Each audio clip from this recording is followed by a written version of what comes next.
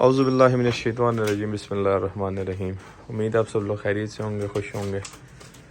सैयद उस्मान साहब फैसलाबाद से, इनको हम पहले पैलेट्स भिजवा चुके हैं। आई थिंक 27 थे या 28 पैलेट्स हमने पहले भिजवाए थे, ही सेम साइज़।